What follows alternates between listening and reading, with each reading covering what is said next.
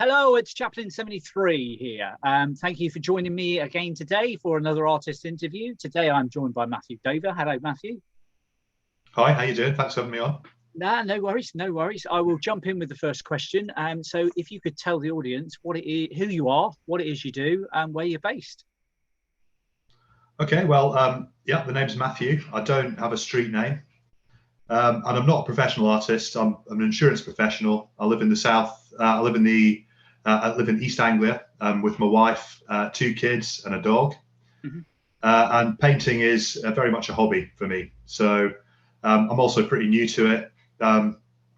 I quite fancy to the idea of GCSE art when I was at school, but my parents kind of thought, you know what, do a more useful subject, geography. I think I did geography instead. Very disappointed about that, but put it to the back of my mind, and that was it until about 4 or 5 years ago when I saw a piece of art. It was by Chris Boyle. You may have had him on. Have you had Chris on? No, I haven't had Chris on, but I own a piece of his art. So oh, very good, very good. Yeah, I saw a piece of his art and I thought, I love that. I'm going to have that. So I approached him and asked him if I could buy it, and he told me it's sold. And I was disappointed. But just looking at something twigged in my head, I thought, you know what, I could paint that. And initially the plan was just to replicate it. Yeah. But I ended up painting something completely different and really enjoyed the experience, and it came out way better than I was expecting. And literally from that first dollar, I was hooked. Around about the same time, I'd seen a couple of pieces by Lusky, and I'd got chatting to him, and he got me quite interested and excited about the prospect of getting involved in the money art community. Mm-hmm. And those two things came together and just got completely sucked in. And for the past 4 or 5 years, I've been honing my craft, trying to get better and better. Not looking for any kind of recognition or success or fame or money or anything like that. It's purely relaxation for me. I love getting them out there, don't get me wrong, and I give loads away. And if you can sell the odd piece, then so much the better. And it does happen. But I'm perfectly happy doing what I'm doing, which is just pleasing myself on nobody's schedule. Oh, that's great. That's I think that's the best approach, really. I myself, I work as a mental health lead for a charity, and I paint in my spare time. And like you, I've given loads of art away. Occasionally sell a piece. Quite happy when I do. And I just do it. It's a wee boost, isn't it?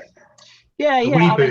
I just do it for me. I just enjoy painting. I just enjoy creating something that wasn't there. It's just the whole process.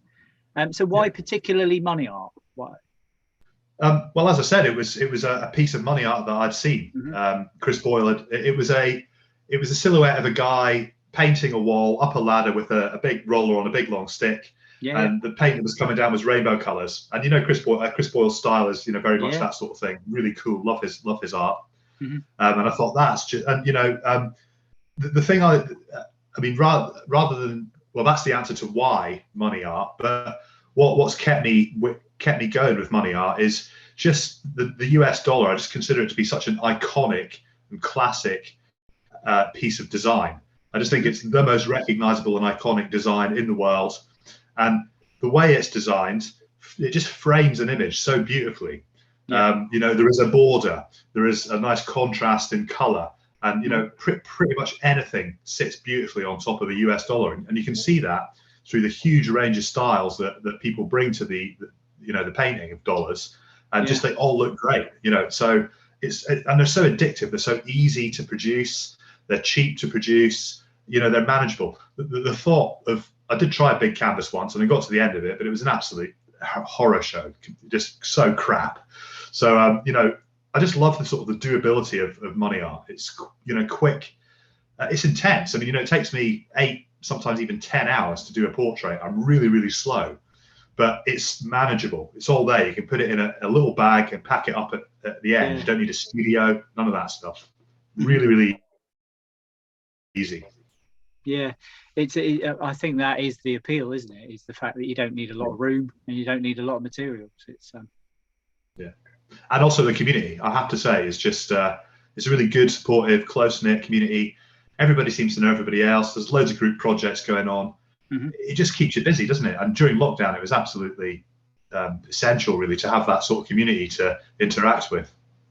Yeah, I mean, I've done a few pieces. I haven't done many pieces on money. Most of mine are on like book pages and things like that I regularly work on. I find old paperback books in in a phone box somewhere that's been turned into sort of like a library take your own book swap thing. Yeah. And I just get an old paperback that looks battered and take it apart, deconstruct it, use the pages and paint on them, which I find quite interesting. You're preaching to the converted, Darren. I do it as well. Yeah. Books. This one is Japanese newsprint. I don't know if you can. You can see that. Japanese newsprint. That one there, the barracuda up at the top. That's book pages, actually. Yeah. So I know exactly what you're talking. It's such a pleasure, isn't it? And also, I think I'm quite lazy. I don't know about you, but I can never be asked to paint a background. So it's your ready-made background.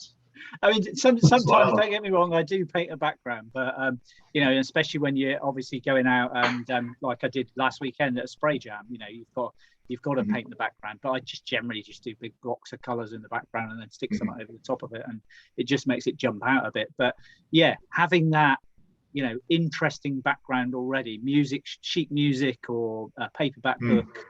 With something that's interesting in the background already, sometimes you have to be really careful about what it says in the background, because I did a piece once.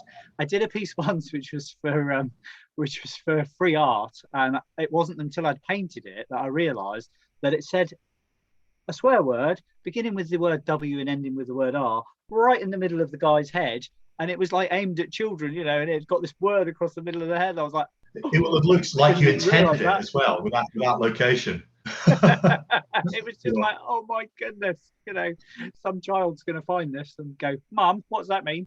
What does that mean? Yeah. So you do have to be careful sometimes. You have to pay attention to what is in the background sometimes. But most of I think some people slightly in the same way that some people take offence or get slightly what's the word? Clutch their handbag when they hear that you've been painting on money because it's illegal. You've got the book crowd as well, book fanciers who kind of feel it's somehow sacrilegious to slice up a book. Yeah. But actually, I'm looking at a book that I've had for years, and I've read maybe once or multiple times because I do reread books, and it's all yellowed, and I know I'm not going to read it again, but that yellowing and that aging just makes it a really interesting canvas. And for me, given that book that life of becoming the background to a painting is doing it a service. It's no crime to slice up a book for that sort of thing, in my view. No. Although I remember a fellow artist, I think it was Corp, he did a quote about Legion, and he did one of his worms on this book page, and it was a page from the Bible, which certain people weren't particularly impressed with. That's next level, isn't it? Anyway, well, that's a deliberate provocation, I suspect, and more power. I mean, that's what art's about, isn't it? Yeah, absolutely. Yeah, absolutely. It causes discussion, doesn't it? Whether that's positive or negative, it's all good because it's all discussion, isn't it? So who or what has influenced your actual style of art? I know you paint on notes, but who's the actual painting style? So I would draw a distinction between an artist and a painter. I don't really consider myself to be an artist. I think you've got to be creative. The stuff's got to come out from inside of you. You've got to be you don't have to be expressing an emotion, but that's much more what art's about, emotions and expression. For me, it's more a technical exercise, if I'm honest. I do sort of realism. I try to get as close to photographic realism as I can. Although saying that, I never wanted to look like a photograph. I wanted to look like a painting, but I wanted to look like a, really realistic painting. So that's what I'm doing. And I started off doing insects and fish and things like that, and I still occasionally do that kind of thing. Great training grounds for that kind of art. Painting, again, I don't really consider it art. And that's what I do. And I'm now into portraits. I've been enjoying it took me a while to pick up the courage to do portraits, but now that I've started, again, I'm hooked, and I'm just trying to do as many as possible and just get good at them, because they are bloody hard. Probably the hardest thing to paint is a human face in my mind. Yeah. What was the question again? Oh yeah, what influenced my style of art? Well, I just draw on the art I'm seeing around me. Raffaella Bertolini. I consider what she and I do to be very similar. Beatrice Garrido as well. She's another one who goes down the naturalistic kind of route, and I'm constantly sort of looking at their stuff and admiring it and drawing inspiration from it. And I really love to see their paintings because they're always spot on, and I'm aspiring to that sort of level. So yeah, taking inspiration from my contemporaries essentially, and also from, to a degree, just the masters from the past. I've painted a few now of reproductions of like the Mona Lisa, Michelangelo's David, a few other details from Renaissance paintings. I've been starting to get into all of that as well. So I'm sort of paying homage, but essentially I'm just copying, and that's what I do. I copy things, and I enjoy doing it. I don't have any pretensions to be an artist. I remember as a young, probably teenager, very young teenager, maybe 10, 12, maybe 13, 14. I remember I had this book, and it was about it was costumes of soldiers through the years. He'd got like hussars and things like that. And I remember sitting there for hours drawing those people and trying to get them to look like the ones in the book. I did it with airplanes. I had a book full of airplane profiles and aerial views. I did all of them. That's what I was doing. Same thing. And that's really what kind of got me into art. Really, is just copying from books. I think it's a really good. I think it's a really good exercise for anybody to do who wants to paint. Just get a book and copy something. If you can't think of anything. But your output is very much coming out of you. It's creative. And there's always a message there. It's actually always seems to be a message of positivity, which is amazing to see. And now that I discover that you're a mental health professional, it all makes sense. But that's emotion, that's messaging, that's coming out of you. That's what art is. What I'm doing is something different. I don't value it any less than art itself, but it's just slightly different. I wouldn't call myself an artist particularly. Right. I enjoy rubbing shoulders with it. Yeah. So what advice would you give to somebody about developing a creative practice? And you've said you're not an artist, but you do have a creative practice. What advice would you give to somebody who wanted to develop a creative practice? Because obviously you said you didn't do art as a young person, and you joined it a few years ago, 5-6 years ago. You just stumbled across it and started doing it. Have you got any advice to anybody else who's at that point in their life where they're thinking, I might pick up a paintbrush? Yeah. Well, the first thing I'd say would be don't overcomplicate it. If you view starting to paint as some big mission that involves buying canvases and easels and 250 quid's worth of paintbrushes and paint and all this kind of stuff, it really doesn't have to be like that. It's a sketchbook. Suddenly I've gone all northern. A sketchbook. I'm Scottish. I'm even more northern than northern, but there you go. Money art's absolutely perfect for somebody who is interested, perhaps slightly daunted about making that start. Where do I begin? Money art is the absolute ideal place to start because you can get $20 for less than 20 quid. That's 20 opportunities to paint something. If you've painted those $20, the difference in standard between that first dollar and that 20th dollar will be so noticeable that it will just spur you on. And I just think that it's a really quick and addictive and supportive way to get into painting, bigger things and going off in different directions. It's exactly what I experienced, and I've said it a few times in this interview. That's really the best advice I can give. But keep it simple at the beginning. So where do you get your dollars from? Do you just go to a... Right, good question. It used to be easy. I used to go down to a travel agent just on the corner next to where my office was. And, I'd go in there and I'd just buy dollars, US dollars, always crisp, always sequential, lovely. Even, you could see me coming a mile off and somebody go off and, get the safe open before it even locked up.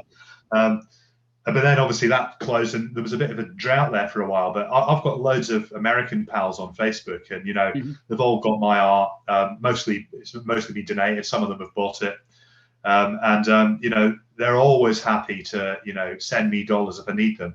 Most recently, I did a recreation of the Great Wave off of oh god, you know the one I mean, the Japanese one. Yeah.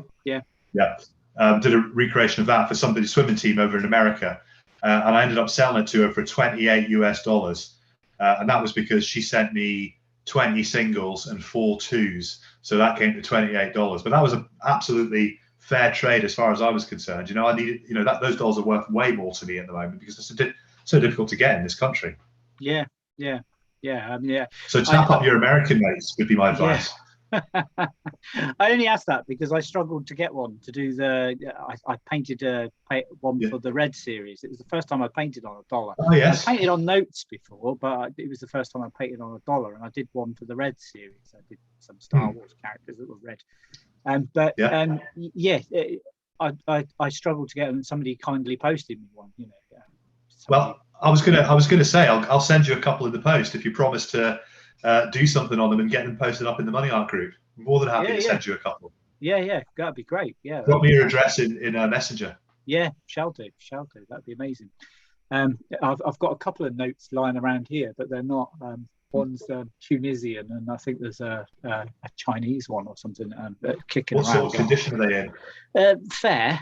They're not crisp, but yeah, they're used. Can I just say as well? It was awesome to be part of Background Bob with you. Yeah. You know what I mean? Yeah. That was the highlight of my lockdown. I loved it. I really loved that project. Got to meet Background Bob himself at first sight. Yeah. It was a real honour to meet him, actually. That was my highlight, meeting him. Yeah. It was just such an amazing thing. I was so glad to be part of it. Well, the Background Bob 2 tomorrow, the exhibition starts, doesn't it? So. That's right, yeah. Same location. I'll definitely get myself down to that. It's fabulous. I just wish it wasn't so far away from me in Cornwall. Yeah, well, you're far away from everywhere in Cornwall. I am. What do you expect when you live in Middle Earth? It is a bit like that, yeah. It's like, I will take this ring and go to see Background Bob. Yeah. But yeah, it's I thoroughly enjoyed being part of the Background Bob first book, and I know lots of other artists who've been involved, and I've spoken to quite a few, and they were really stoked to be part of it. It was just something that was really quite special during the lockdown. It was such a positive experience. Yeah, definitely. And I think one of the things that really shines through, having done so many of these interviews with people, is that sense of community in the art world. Especially through social media. People go on about social media, and I work in mental health. People talk about the mental health effects of social media and the negative effects, but actually the positive effects of social media, I feel, have been tremendous. Especially in the art community, it's really brought. Well, I've seen people in the Money Art group and the friends I've made in the Money Art group reaching out on the platform and getting support. The support's there for them. Yeah. The Money Art community, I really value that community. I've said it a few times. I'm like their spokesman, haven't I? But it's just such an honour. It really is to be part of it. I really enjoy being in and among it with them. Yeah, I mean they're a good bunch, and they're always happy to give advice. I think that's a really important part of.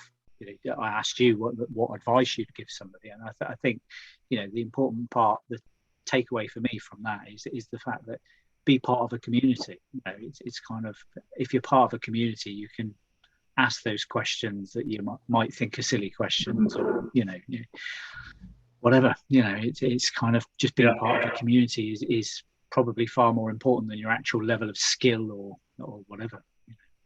Yeah, well, I think I have to tip my hat and just give a special mention to Darren. Yeah.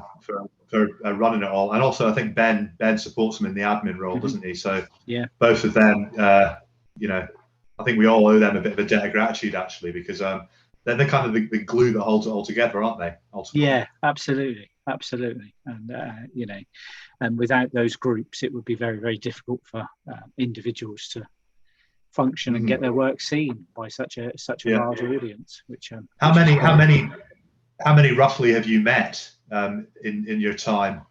That's a really difficult one. Probably in person, probably about half a dozen, I think. But I haven't actually been to any of the sort of like launches of books or anything, or the Saatchi thing, which I assume a lot of people turned up to. But over online, I mean, I've interviewed quite a few artists who have done art on money.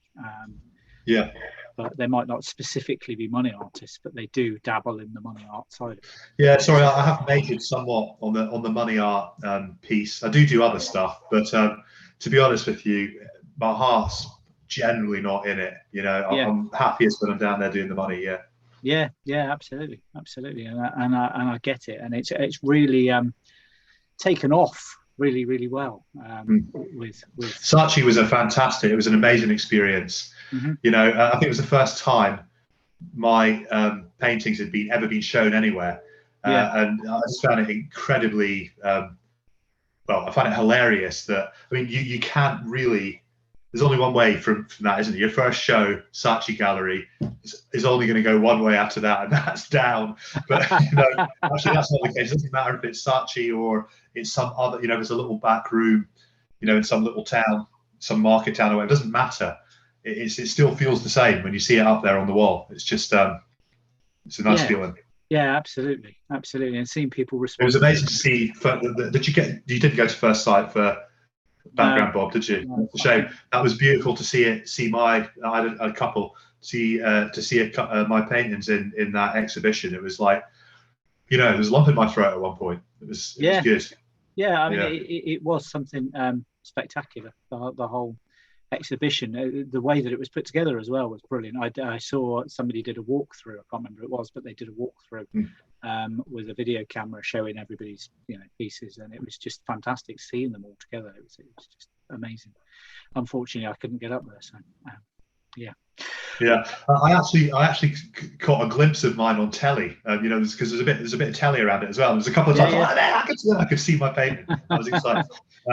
So you were about to wrap up there, weren't you? We're probably running out of time. No. We've still got another couple of questions. The question that I really like asking is if you could spend 24 hours with a famous artist, and that's past or present. You know, you've got a time machine, you can go back in time. Who would it be, and what would you do for the 24 hours?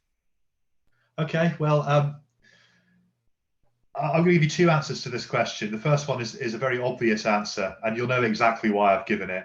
And it's Grayson Perry. I just think he's just the most amazing character, artist. He's so intelligent. He's so interesting. You know, he's an absolute hero as far as I'm concerned. I just feel like he's the artist I know best because he's on the telly a lot, and you know, he's very visible, you know, online and so forth. So definitely him. But I think it's a bit too obvious to say Grayson Perry. So I'll give a second answer, which would be the Chapman brothers. Yeah. Jake and Dinos Chapman. I don't know if you know their stuff, but they are some twisted Goya paintings. Yeah. The Goya paintings and the concentration camp they did in the little model. Yeah, the dioramas, that was the hellscapes. Yeah, that was. I mean, I just love to, in that 24-hour period, I just get them to take me to their like warehouse or their own private collection, and just really soak it all up and just get all that inspiration from all that seriously dark, disturbing stuff that they do, because I love a bit of all that. You know, my favorite films are sort of noir and, you know, stuff involving violence and all that. You know, I'm a pacifist, you know, love a not a fighter and all that. But, you know, when it comes to my media, I do like a bit of dark and twisted. So I try and absorb some of that. And I just think it'd be a really interesting 24 hours. So, you know, if you've never heard of Jake and Dinos Chapman, folks, Google them, have a look. You know, I wouldn't be surprised if you recognize their hellscape dioramas. They're quite famous.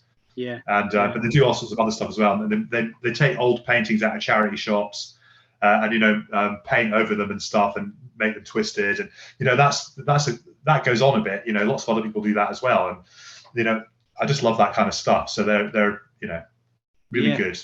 Worth checking out. Yeah, I think the hellscape, or part of it, got burnt in the fire that They've got loads. I think they've got more than there might be. Maybe it was the original one, but yeah, I did hear that. So they were effective. Yeah, that's ringing a vague bell. They lost a lot of stuff, didn't they?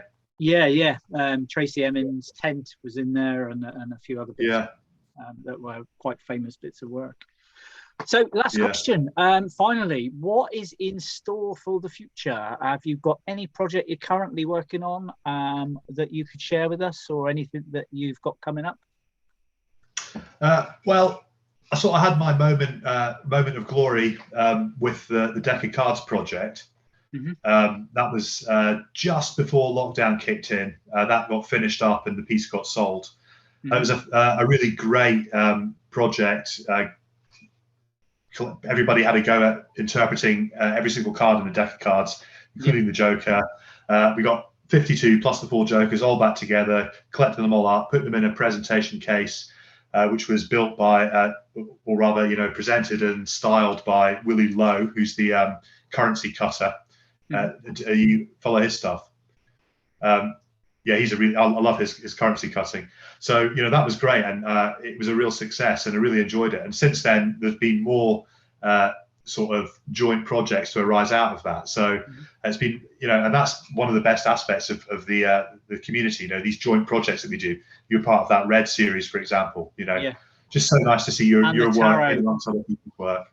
And the tarot cards deck as well. The tarot cards, that's ongoing, isn't it? But I'm part of that. Yeah. I've sent mine back, but I think there's still a few outstanding that they're waiting. Yeah, we'll get there. Yeah. I've got a series idea, but I think I'm going to keep it under my hat, and sort of it will come out over the next few months.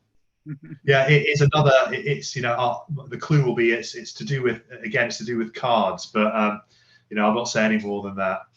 But yeah, I've had the idea, and I can see how it's going to work, and it enabled me to do 4 to 24 pieces would all fit in it as a series. So just keep going with it until I get bored, essentially. Brilliant, ideal. Well, we will watch this space, and I'd just like to say thank you for spending some time with me this evening. It's been an absolute pleasure.